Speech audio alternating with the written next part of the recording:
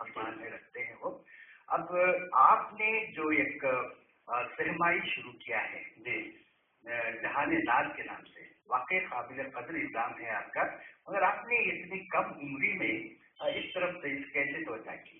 اس کی وجہ رہی کہ جب میں شروعات میں نعتیں لکھا کرتا تھا، بچپن سے ایک طرح کا رجحان رہا مذہب سے جڑا رہے، تو ادب میں آنے کے بعد بھی ادبی مذہبی ادب کو میں زیادہ پسند کیا. تو جب میں دیکھا کہ ہمارے یہاں افراد و تفریح کافی زیادہ پائی ہے شعرا میں، غلو زیادہ پایا جا رہا ہے، اور نعت ادب کو ہم لوگ نعت تو برت رہے ہیں روایتی انداز میں، خصوصاً اس کی روایتی انداز میں کیسے چلے جا رہے ہیں. میں عالمی نعت ادب کا مشاہدہ کیا تو دیکھا ہے کہ ہندوستان سے ہماری پڑوسی ملک کی بات بتاتا ہوں آپ کو، ہندوستان سے پڑوسی ملک کے شعرا طرز اظہار اور موضوعات کے اعتبار سے 50 سال آگے. جی جی جی. تو ہمارے یہاں پہ کیا ہے روایتی انداز. اس کی وجہ کیا ہے؟ کچھ آپ اس کی تحقیق میں دیکھیں، کچھ نتیجہ نکلا کہ اس کی وجہ کیا ہو سکتی ہے؟ جو لوگ آگے ہیں ہم لوگ پیچھے ہیں، اس کی وجہ سے اردو زبان سے دوری کی ایک وجہ ہے، اور دوسرا وجہ یہ ہے کہ ہمارا مطالعہ جو ہے، ہم لوگ آج ایسے ہیں کہ مستقبل شاعر کی اپنے علاوہ کسی اور کو پڑھا نہیں سمجھا، اپنے آپ کو غالب اور اقبال کی سمجھنے کے مطالعے کی سب ضرورت ہے، خاص کر شاعری کے لیے مطالعہ کا ضروری ہے. تو مطالعہ نہ ہونے کی صورت میں اور ہم لوگوں کو شعراء کرام کو قرآن و حدیث سے دور ہونے کی صورت میں افراد و تفریح کا ہم لوگ شکار میں غلو بھی کرتے رہے، اور اس کے علاوہ ہم لوگوں نے نئی موضوعات کو نعت میں سمیٹنے کی کوشش کی. جہاں آپ نے غلو کی بات کر رہی ہے کیے ہیں، تو جناب کچھ میں نے حال ہی میں مطالعے کے دوران سے بات گزری کہ نعت کوئی مشکل ترین فن ہے. یہ مشکل بڑی احتیاط سے، یہ کچھ لوگوں نے اس کو پلسرات سے گزرنے سے یہ معطلت کی ہے، اور کچھ لوگوں نے کہا کہ یہ تلوار کی دھار ہے. نعت کو یہ کہنا جو ہے تلوار کی دھار پر چلنے کے مطابق ہے. واقعی بڑا نازک فن ہے، یہاں بڑے ادب اور لحاظ کو حال کرنا پڑتا ہے. جی. تو شعراء کرام ان چیزوں کی کمی ہونے کی وجہ سے میں نے کوشش کیا کہ شعراء کو نئی سمت اور نئی صحت کے حوالے سے آسنا کیا جائے. تو اس کے لیے میں نے جہان نعت کا آغاز کیا، اور سوچ سمجھے کہ شروعات میں مجھے دقت ہوئی، کوئی لکھنے والا نہیں تھا. صحیح بات، ظاہر سی بات، آپ کی صحافت سے تعلق رکھتے ہیں تو لوگ اس طرف زیادہ توجہ نہیں تھے، لیکن دھیرے دھیرے میں نے جب اپنی تحریک کو آگے بڑھایا، کوششیں برقرار رکھی، تو کافی لوگوں نے سراہا، اور میرے لیے آج ٹیم تیار ہو گئی ہے جو باقاعدگی کی. آج کیا صورت ہے؟ آج الحمدللہ تقریباً میں بتا دوں آپ کو 2010 میں مجھے اپنے کام شروع کیا تھا، تو آج 2012 کے اکتوبر پہنچتے بہت اچھی صورت حال ہے، اور کافی اطمینان ہوتا ہے کہ کچھ کام ہو رہا ہے. اچھا، ناظرین کی شاعری کی عزت ہو گئی، اب غزل کی طرف بھی آتے ہیں. آپ نے غزلیں بھی کہی ہیں، ان دنوں جس قسم کی غزلیں کہی جا رہی ہیں، علامتی جو بھی ہے روایت سے ہٹی ہوئی غزلیں کچھ، اس کے تعلق سے آپ کیا رائے رکھتے ہیں؟ دیکھیے، تجربے تو ہونا چاہیے، ہونی چاہیے، لیکن تجربے کی بنیاد پہ کسی عادت کے تنازع ہوتے ہیں تو یہ غلط بات ہے، یہ غلط بات ہے. جیسے کہ کئی تجربے سامنے آ رہے ہیں، علامتی جو ہے آزاد بدن، اس طرح تمام چیزوں سے اس طرح کی نئی غذات ہے جو ادب کے لیے بھی ناجائز قرار دی جا سکتے ہیں. اور اگر کوئی بطور تجربہ کوشش کریں تو ہونی چاہیے، اور اسے روکنا بھی نہیں چاہیے. لیکن اس انداز سے یہ ہوتا ہے کہ جب تجربے ہوتے ہیں تو نئی صحتیں کھل کے سامنے. بالکل بالکل، نئے خیالات سامنے آتے ہیں. لفظوں کے جوڑ کے سے ہٹ کر ہم لوگ نئے خیالات، نئے مضامین بننے کی کوشش کریں، یہ صحیح بات ہے.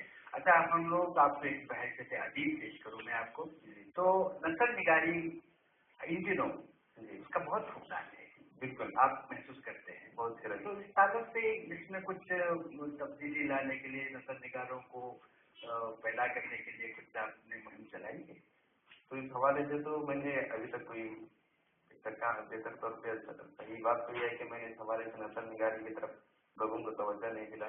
ہاں، بس ہم تو نعت کے حوالے سے جہاں پہ نئے نئے تحقیقکاروں کو بھارنے کی کوشش کر رہا ہوں جو نعت پہ نہیں لکھتے تھے اب تک، تو ان لوگوں کے لیے میں نے باقاعدگی کے ساتھ ان کے لیے مطالعے کے مضامین اور مطالعے کے لیے مواد عطا کرتا ہوں، اور خود اس کے لیے پڑوسی ممالک سے جو ہے مواد منگواتا ہوں، لوگوں کو دیتا ہوں، پھر لکھواتا ہوں.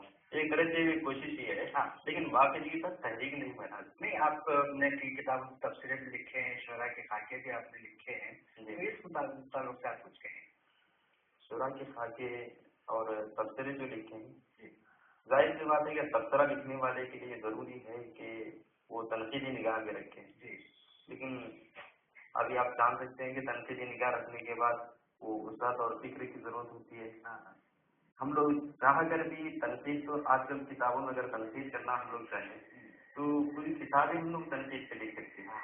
خامیاں تو ہر ایک اس میں نظر آ رہی ہے، اور اگر ان کو اچھی بات ہے تلاش کرنا بہت مشکل ہے، کیونکہ آج کل تو دو چار جملے میں لکھ دینا اور اسے آزاد نظم کا نام دے دینا بہت آسان ہو گیا. یعنی آپ کے کہنے کا مطلب یہ ہے کہ معیار کیسا جا رہا ہے، آزاد معیار کیسا جا رہا ہے.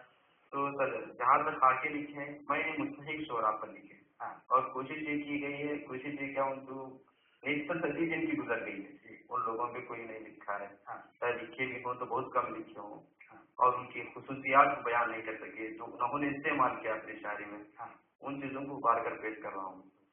اچھا دوسری بات آپ صحافت سے بھی آپ کا لگاؤ ہے اور جہان ناز کے آپ مدیر بھی ہیں، تو ان دنوں جس قسم کی صحافت کا رواج ہے وہ کہاں تک درست ہے؟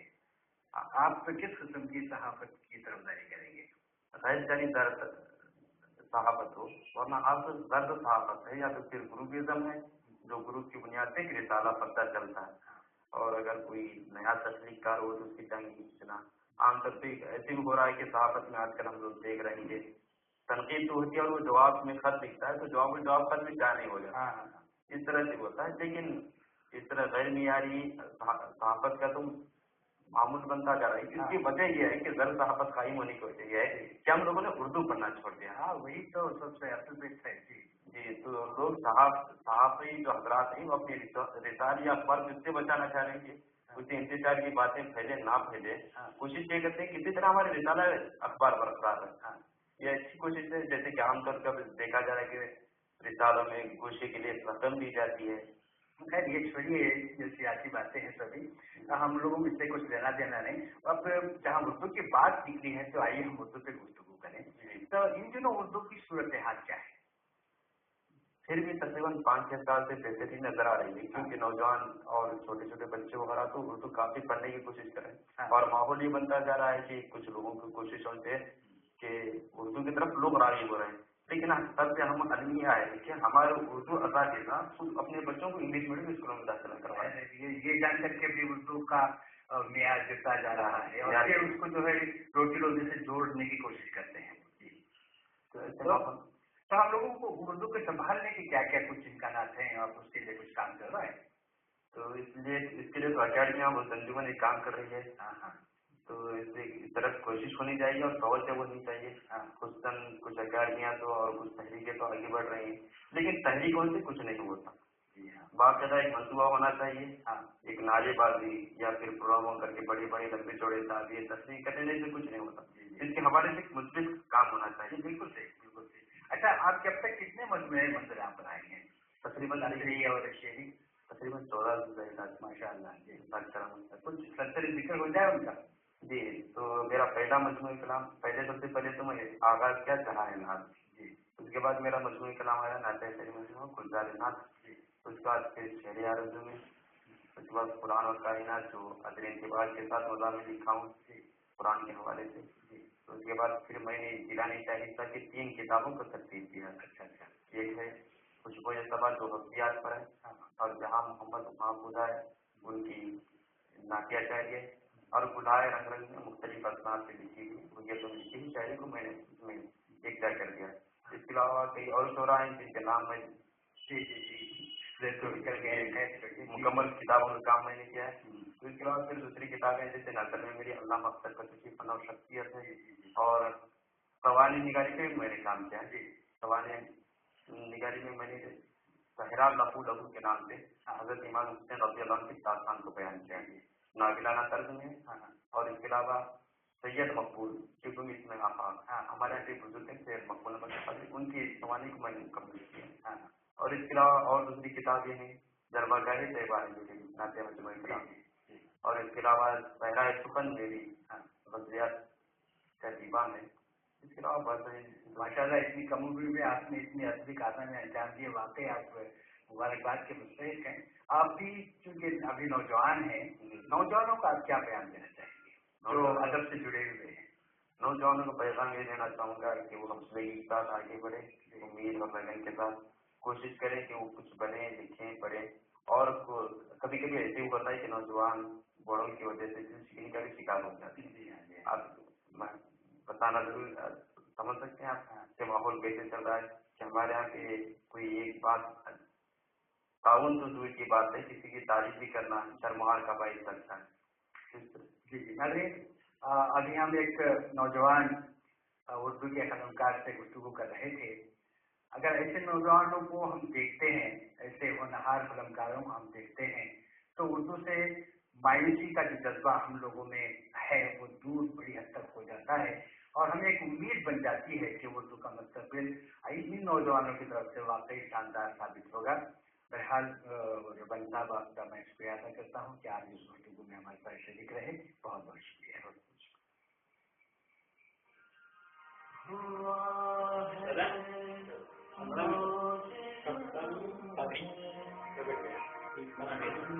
I